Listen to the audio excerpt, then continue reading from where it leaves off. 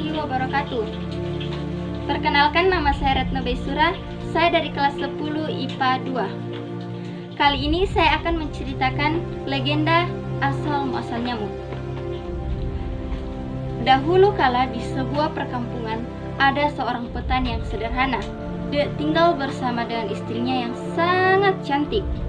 Mereka berdua tinggal di rumah yang sederhana dan hidup mereka pun tergantung kepada hasil tani.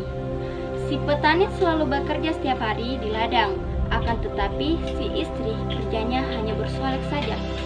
Bahkan si istri tidak memperdulikan akan rumah tangganya. Dalam hidup yang serba sederhana, rupanya sang istri tidak puas dengan keadaan hidup mereka. Dia merasa selayaknya suaminya itu berpenghasilan besar agar supaya ia bisa merawat kecantikannya. Karena si petani sangat menyayangi istrinya, ia pun bekerja lebih keras untuk memenuhi tuntutan si istri. Akan tetapi, sekeras apapun ia bekerja, tetap saja si petani itu tidak dapat memenuhi kebutuhan istrinya. Karena selain istrinya suka meminta dibelikan obat-obatan kecantikan yang harganya mahal, si istri juga suka meminta dibelikan pakaian yang bagus-bagus yang harganya juga sangat mahal. Si istri petani pun akhirnya jatuh sakit karena dia hanya sibuk mengurusi penampilan dan kecantikannya saja dan tidak memperhatikan kesehatannya. Hari demi hari, si istri sakitnya makin parah dan pada akhirnya si istri petani itu meninggal dunia. Terlihat si suami sangat begitu sedih. Sepanjang hari ia terus saja menangisi istrinya yang kini sudah berbujuk kaku tanpa daya.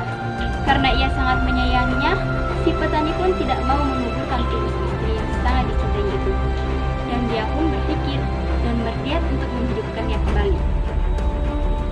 Pada esok harinya, si petani malang itu menjual semua miliknya untuk membeli sebuah mempan untuk digunakan menyusuri sungai untuk menuju tempat yang diyakininya sebagai tempat persemayanan para dewa-dewa.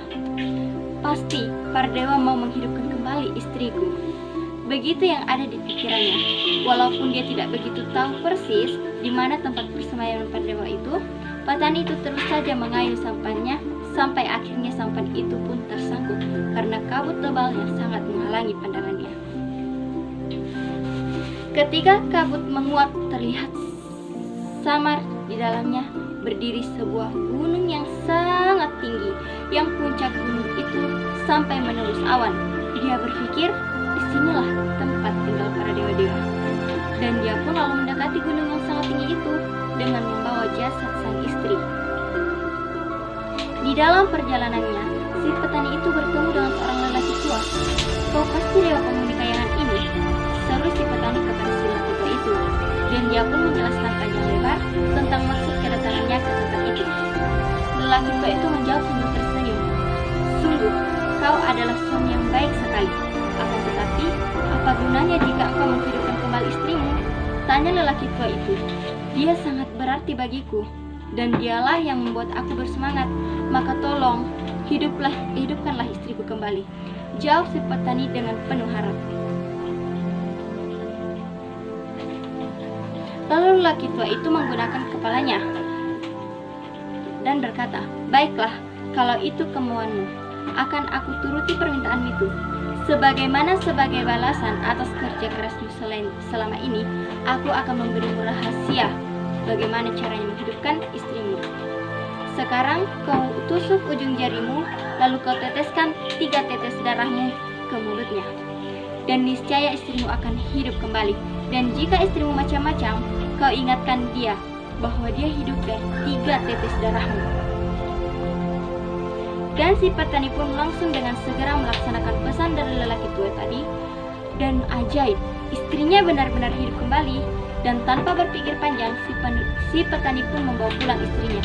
Tapi sang istri tahu bahwa selain sampan yang menaiki mereka berdua, kini si suaminya pun tidak punya apa-apa lagi, karena semuanya sudah ia jual.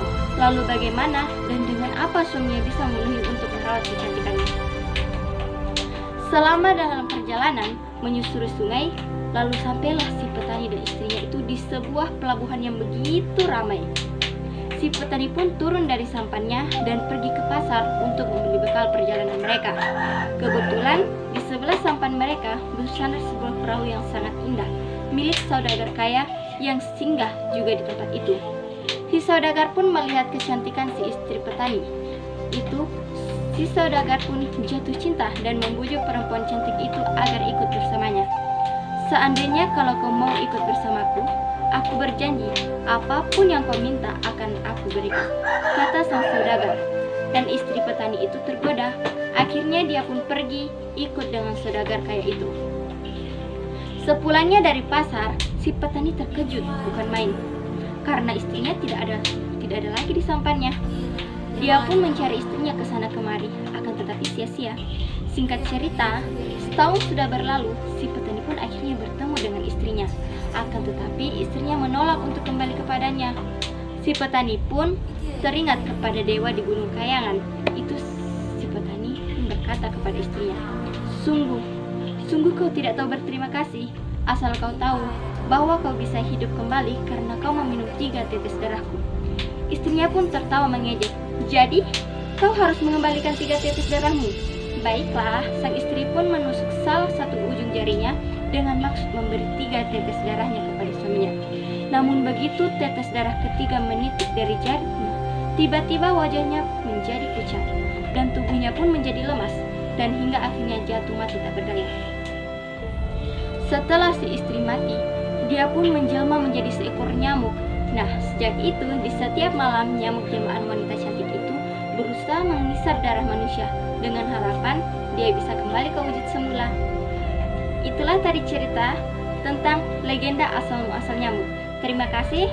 Assalamualaikum warahmatullahi wabarakatuh.